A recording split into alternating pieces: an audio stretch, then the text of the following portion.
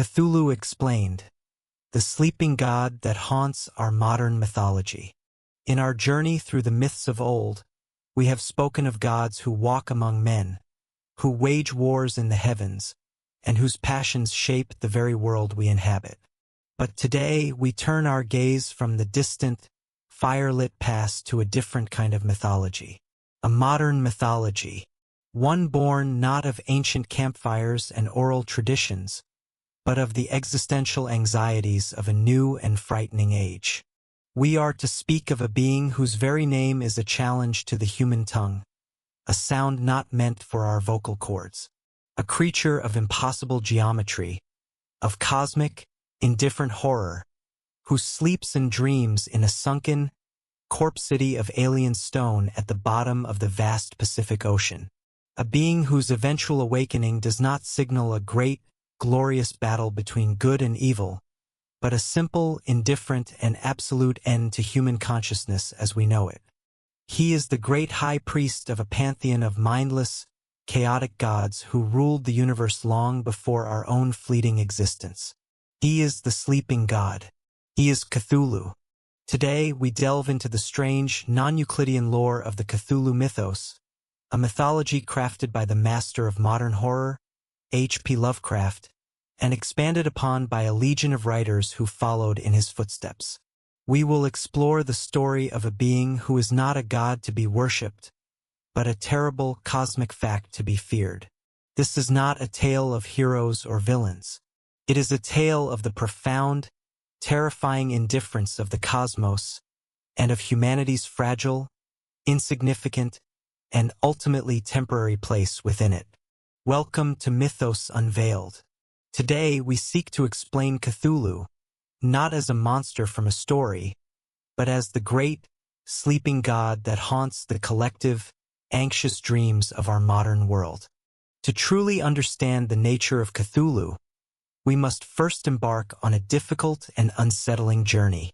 We must strip away the comforting illusions that have shielded humanity for millennia. We must set aside the stories we have told ourselves, the stories of a universe created for us, of a special place held for us in the hearts of benevolent, or at least relatable gods. We must understand the cosmos not as the Greek or the Norse or the Egyptians saw it, a stage for divine drama in which humanity plays a crucial, if often tragic, role. No, to understand Cthulhu, we must first understand the universe as envisioned by his creator, the master of modern horror, H.P. Lovecraft. And it is a universe that is vast, ancient, and utterly terrifyingly indifferent to us.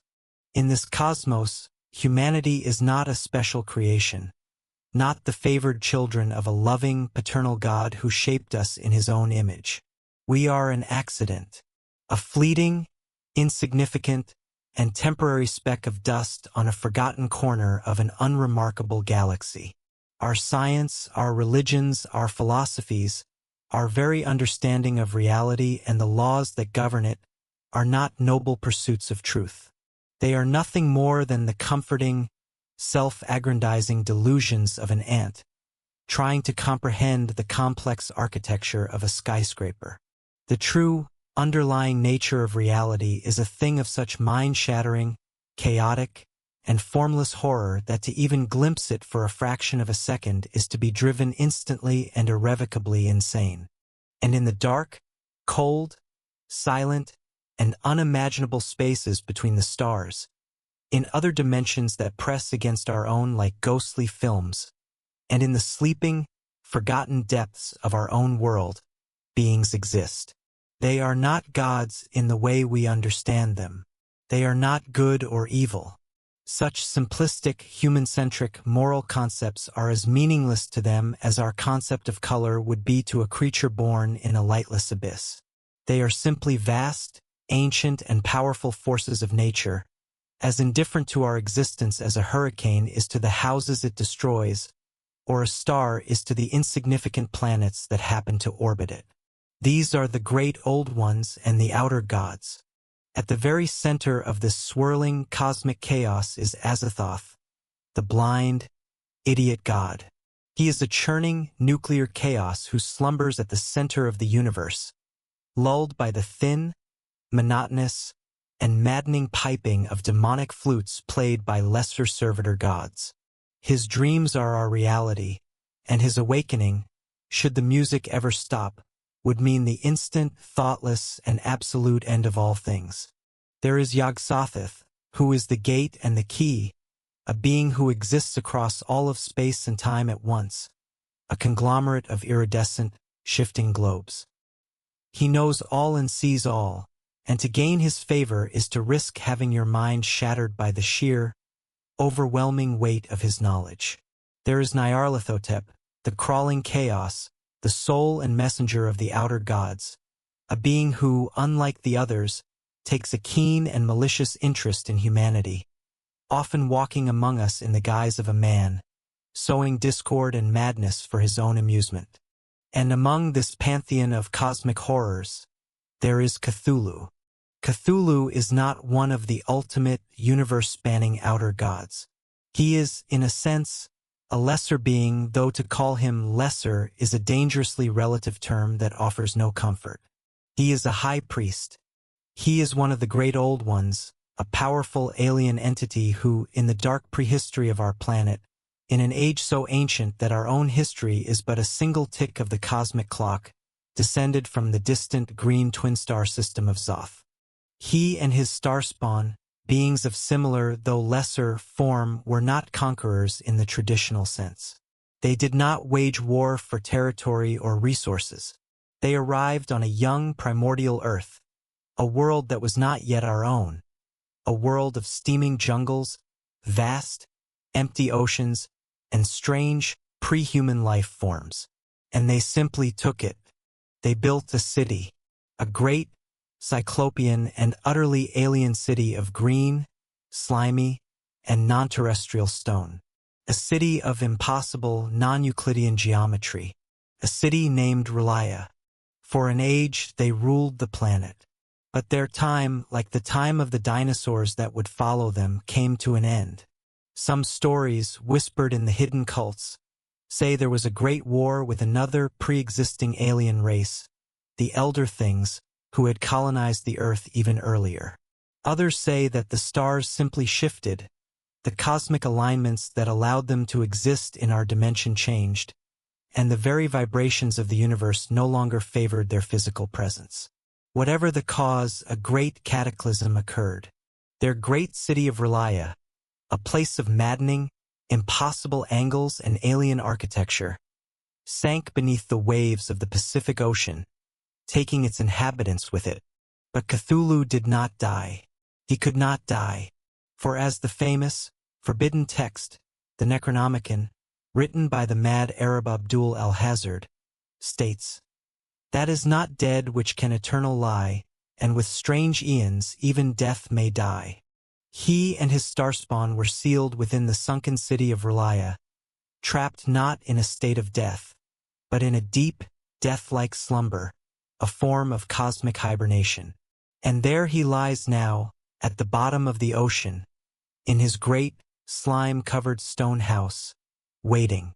He is dreaming, and his dreams are a psychic poison that seeps into the consciousness of our world. He is the great priest, waiting for the stars to be right again. When the cosmic alignments are perfect, when the universe once more vibrates at the correct, ancient frequency, the great city of Relaya will rise from the waves, the seals will break, and Cthulhu will awaken. And when he awakens, the world of men will end. Not with a great war, not with a divine judgment, but with a wave of ecstatic, all-consuming madness, as the human mind is finally forced to confront a reality it was never designed to comprehend. Let us now attempt a task that has driven lesser minds to madness, to examine the form of this sleeping god, for his very appearance is a violation of natural law, a blasphemy against the ordered biology of our world. Those who have seen him, either in fleeting, sanity-blasting glimpses during his brief rising, or in the chaotic, non-Euclidean architecture of their own nightmares, struggle to describe him. He is a thing of nightmare, a being that the human mind can barely process without shattering into a million incoherent pieces. He is described, in the most basic terms, as being of a vast mountainous size, a colossal corpulent parody of the upright human form. His head is most often described as being like that of an octopus or a cuttlefish, a pulpy, tentacled mass from which a multitude of slimy, writhing feelers undulate, obscuring what might be a mouth. His body is a scaly, rubbery, and bloated caricature of a dragon, with long, narrow, bat-like or membranous wings on its back and powerful, clawed hands and feet that seem to grip the very ground with a malevolent intelligence. But it is not just the grotesque combination of parts, the cephalopod, the dragon, the man that is horrifying. It is his very substance. He is not made of normal, terrestrial matter. He is described in the terrified account of the sailor Gustav Johansen as a mountain that walked or stumbled, his form gelatinous and ever-shifting, seeming to coalesce and decoalesce as he moves. He is a being whose physical form does not quite obey the laws of our physics, whose very geometry is wrong, a being of maddening angles and impossible curves. To look upon him is to see something that should not and cannot be. And this visual paradox, this assault on our fundamental understanding of form and substance, is one of the first things that shatters the minds of those who witness him. But Cthulhu's greatest and most insidious weapon is not his size or his strength. It is his mind. Even in his deep, death-like slumber in the sunken city of R'lyeh, his consciousness is immensely powerful. It is a great psychic beacon, a supernatural antenna, constantly, patiently, broadcasting his thoughts, his dreams, his alien desires, out into the world. Most of humanity is mercifully deaf to this constant, low-level psychic signal. Our minds are too simple, our senses too dull, too grounded in our own limited, three-dimensional reality, to pick up on this cosmic alien frequency. Our brains are simply not wired to receive it. But some are more sensitive. The artists, the poets, the madmen, the dreamers. These individuals, in their moments of heightened sensitivity, of feverish, boundary-pushing creativity, or of profound mental breakdown, can sometimes accidentally tune into Cthulhu's dreaming broadcast. They do not understand what they are hearing. They interpret it as a sudden, inexplicable burst of feverish, terrifying inspiration. An artist in a lonely garret will awaken in a cold sweat and be compelled to paint a canvas of a monstrous, green, cyclopean city under a sickly, alien sky, with geometries that seem to shift and change as he paints them.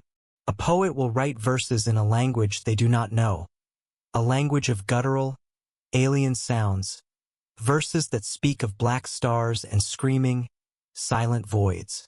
A madman in his padded cell will babble to his doctors of a great, tentacled priest sleeping in a city of slime-covered stone at the bottom of the sea. They are the psychic canaries in the coal mine, the sensitive instruments that are unknowingly recording the terrible psychic tremors of the dreaming god. And then there are the cults.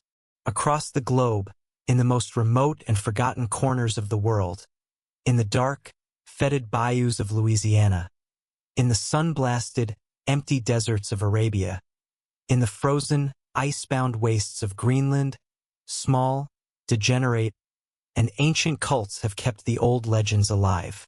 They have passed down the forbidden rituals and the terrible, unholy, guttural chants from generation to generation.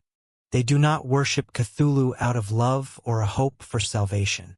They worship him out of a nihilistic, ecstatic desire for the end of the world of men, a world they feel has rejected them. They are the heralds of the apocalypse. They perform unspeakable rituals, acts of human sacrifice and ritual madness, in an attempt to weaken the seals of R'lyeh and hasten their master's awakening. They chant the sacred, alien words, the very sounds of which can bend the minds of the uninitiated. Pechenglui mglwnaf Cthulhu R'lyeh Ganagel Ftain. In his house at R'lyeh, dead Cthulhu waits dreaming. They are the conduits for his will, the human agents of a cosmic horror. They are waiting just as he is waiting for the stars to be right. Let us turn now to the most detailed, most harrowing, and most human account of an encounter with the dreaming god, the account that forms the very heart of this modern myth, as chronicled in H.P. Lovecraft's seminal work, The Call of Cthulhu. It is a story pieced together like a detective's case file, a chilling, academic investigation into a truth that grows more monstrous and more undeniable with each new piece of evidence. It is the story told by Francis Wayland Thurston, a Boston-based academic, a man of cold, hard facts and rational thought, who, after the sudden and mysterious death of his great-uncle, a prominent and respected professor of Semitic languages, stumbles upon a collection of his uncle's most secret, most dangerous, and most sanity-shattering documents. Thurston inherits a locked, strangely carved box from his late uncle, a box filled with the professor's final, obsessive, and terrified research. Inside, he finds not academic papers, but a strange, terrifying, and interconnected puzzle. There is a small bas-relief sculpture made of an unknown, greenish-black, and strangely non-terrestrial stone. There is a collection of newspaper clippings from around the globe, all from a specific and very strange period in the spring of 1925, detailing a sudden worldwide outbreak of mass hysteria, panic, and nightmarish visions among the artistic and the insane. And there is the terrifying, first-hand manuscript of a man who had come too close to the truth. The first part of the puzzle was the strange, disturbing sculpture. It had been created by a young, sensitive art student in Providence, Rhode Island, a man named Henry Anthony Wilcox. For a period of several weeks, Wilcox had been afflicted by a series of feverish, terrible dreams. In his nightmares, he saw a great, cyclopean city of monstrous, green, slimy stone, and he heard a constant, maddening, and guttural chant of two words that his mind could barely comprehend, Cthulhu and Relia, in a fit of what he could only describe as feverish, otherworldly, and non-human inspiration. He had sculpted the monstrous, tentacled figure that now lay in Thurston's hands. The student had no idea what he had made. He only knew that the dreams had come to him during that specific period of intense, global psychic unrest, a period when madmen in asylums from London to Calcutta had been screaming of a great, terrible, and risen horror. The second part of the puzzle was the written testimony of a police inspector from New Orleans, a man named John Raymond Legrasse. Years earlier, in the dark, fetid, and forgotten swamps of Louisiana, he had led a raid that broke up a depraved, degenerate, and horrifyingly ancient cult. They had been found dancing and chanting around a small, monstrous, and strangely non-terrestrial idol of a tentacled creature, and they had been performing acts of brutal, ritualistic human sacrifice. When questioned, the captured cultists, their minds a mixture of rural ignorance and cosmic, terrifying knowledge, had spoken of the great old ones, who had come from the stars eons ago. They spoke of their high priest, the great Cthulhu, who slept in his stone house in the city of Relia at the bottom of the sea. They said that he spoke to them and commanded them in their dreams, and they had chanted the same terrible guttural words that the young art student had heard in his nightmares. The idol they had worshipped, Inspector Legrasse noted, was made of the same strange greenish-black non-terrestrial stone as the young artist's sculpture. But the final, most terrifying piece of the puzzle, the piece that connected all the others, was the manuscript of a Norwegian sailor named Gustav Johansen. This was the first and only detailed, first-hand account of a man who had seen the risen city of Relia and had looked upon the awakened Cthulhu himself. Johansen was the second mate on a schooner named the Emma. In the spring of 1925, during a violent storm in the vast, empty expanse of the South Pacific, they had come across a derelict but hostile pirate vessel, the Alert. A brutal battle ensued, and though Johansen and his men were victorious, their own ship was too damaged to continue. They took control of the pirates' strange, unsettling vessel and sailed on. It was soon after this that they saw it. Rising from the sea, a coastline of slimy cyclopean masonry. A land that should not have been there, a land that was not on any map. It was the risen corpse city of Relaya, temporarily pushed to the surface by some deep, submarine seismic activity, an event that had, for a brief time, made the stars right. The geometry of the place was all wrong, a maddening collection of convex and concave angles, of architecture that seemed to warp and twist the very fabric of space, making it impossible to tell if a corner was acute or obtuse, if a wall was leaning towards you or away from you.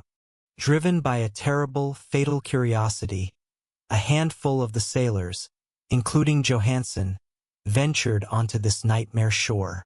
The ground was a slippery, green, and protoplasmic oozy stone. The air was thick with a stench of ancient sea bottom and a psychic foulness that clawed at their minds. They climbed the great, cyclopean structures, their sense of direction and perspective utterly failing them, the angles of the buildings seeming to shift and change as they moved, a landscape out of a madman's dream. And then they came to a monstrous, carved and colossal doorway. As they approached, it began to move, to swing open, not on hinges, but with a strange, slithering and unearthly motion. It was not a door. It was the great, sealed slab of a crypt, and from the Stygian, absolute darkness within, something began to emerge. Johansen's description is that of a man struggling to describe the indescribable, a mind trying to process a sight it was not built to witness. A mountain walked or stumbled.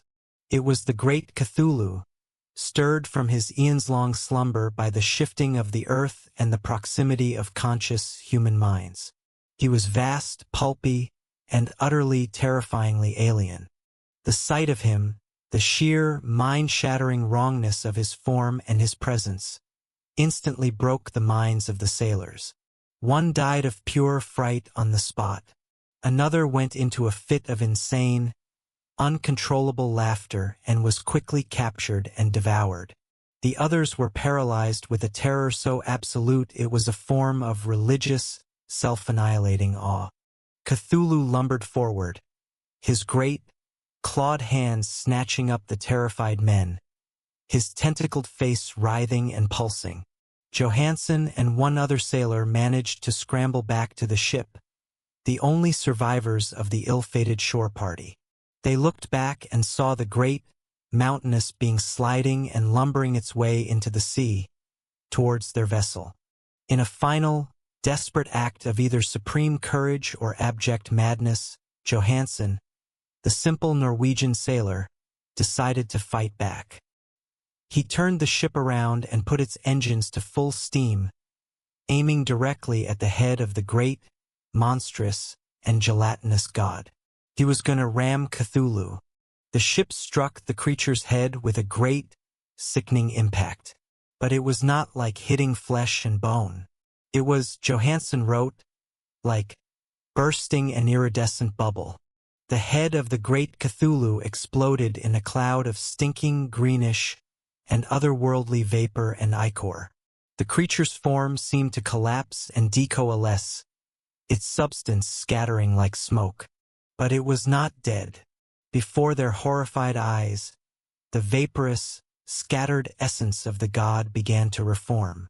The pulpy, tentacled head was regenerating with horrifying, unnatural speed. Johansen did not wait to see the process complete. He sailed away, his mind and soul forever scarred by the horror he had witnessed. He was one of the only men to have ever looked upon the great Cthulhu and retained a semblance of his sanity. He would never be the same. He died soon after, a mysterious and terrified man, his manuscript the only testament to the brief, terrible horror he had witnessed. And the city of Relaya, its brief time in the sun over as the earth settled and the stars shifted once more, sank back beneath the waves, taking its dreaming, regenerating god with it, to wait once more for the day of its final permanent rising. The harrowing account of the sailor Gustav Johansen forms the central, terrifying pillar of the Cthulhu mythos. It is not just a sailor's ghost story. It is a piece of critical, apocalyptic intelligence. It tells us everything we need to know about the true nature of this alien entity and the existential threat it represents. And the conclusions we must draw are grim indeed. First, and most importantly, we must understand that Cthulhu is not a god that can be fought in a traditional, heroic sense. The very act of perceiving him is an act of self-destruction. To fight him is to invite madness. The sailors who faced him on the shores of Relaya did not die in glorious combat. Their minds were shattered, their sanity annihilated by the mere sight of a being whose existence was a paradox. Second, he is not a physical being that can be killed with physical weapons. He is a semi-corporeal, alien entity whose very biology, if such a term even applies, is beyond our comprehension. The desperate, heroic act of ramming him with a ship, which would have killed any creature of our world, was like trying to kill a ghost with a stick, a futile and tragically temporary gesture. He is not made of flesh and bone, but of a substance more akin to a thought, a substance that can be scattered and then reform, as eternal and as persistent as an idea. The threat of Cthulhu, therefore, is not a threat of conquest or physical destruction in a way we can understand. His awakening will not be an invasion of monstrous armies. It will be a simple and final reassertion of his presence. When he awakens, his mind, now fully conscious and no longer dreaming, will broadcast a psychic wave across the entire planet, a wave of pure, undiluted, and alien consciousness. And the minds of all humanity, from the most brilliant scientist to the most devout priest, unable to process the sheer, non-Euclidean complexity of his thoughts, will simply break. It will not be a wave of pain, but of a terrible, ecstatic, and revelatory madness. Humanity will be freed from the fragile, self-imposed constraints of reason, logic, and civilization. We will abandon our cities, our laws, our very sense of individual self, and we will descend into a worldwide orgy of delirious, joyous, and bloody chaos.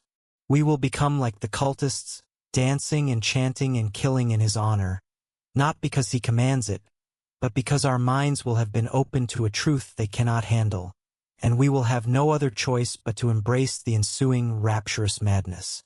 This is the ultimate, existential horror of the mythos. The end of the world is not a bang or a whimper. It is a change in perception. A simple, final, and catastrophic upgrade to our cosmic software, which our mortal biological hardware cannot possibly run. And so, the sleeping god waits. He dreams. His city of impossible angles and slimy, green stone lies at the bottom of the sea, a silent, ticking, and cosmic time bomb. The degenerate cultists watch the stars, performing their unspeakable rituals, waiting for the alignment that will herald his return.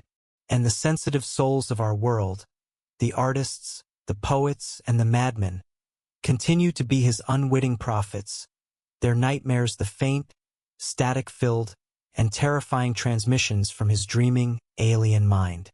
The story of Cthulhu is a perfect, modern myth for a modern, anxious age.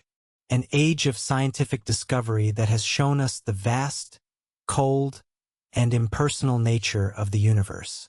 An age where we have begun to suspect, with a creeping existential dread, that we are not the center of creation, but a small, fleeting, and ultimately insignificant accident. Cthulhu is the personification of that fear. He is the face we give to the terrifying idea that the universe is not only stranger than we imagine, it is stranger than we can imagine. He is a god for a secular, scientific age. His power is not magic. It is a different, more terrifying kind of physics. His threat is not eternal damnation in a fiery hell. It is a psychological and existential collapse. To learn of him is not to find a new religion, but to lose the comforting certainty of all the old ones. He is the sleeping God that haunts our modern, collective unconscious, a chilling and profound reminder that in the great, dark, and silent ocean of the cosmos, we are very, very small and we are very, very alone. And something in the deep is dreaming of us. The oldest and strongest emotion of mankind is fear, and the oldest and strongest kind of fear is fear of the unknown. And Cthulhu is the ultimate unknown, a horror that lies sleeping, not in a distant hell, but in the dark, unexplored corners of our own world. Thank you for joining us on this journey into the heart of a modern myth. If this unveiling of the great, sleeping God has left you with a sense of cosmic dread, show your support by liking this video, subscribing to Mythos Unveiled, and hitting the notification bell so you never miss another journey into the darkest corners of our legends, both old and new. What other modern myth or legend do you believe holds a terrifying, cosmic truth? Let us know in the comments. Until next time, do not listen too closely to the whispers from the deep. You may not be prepared for what you hear.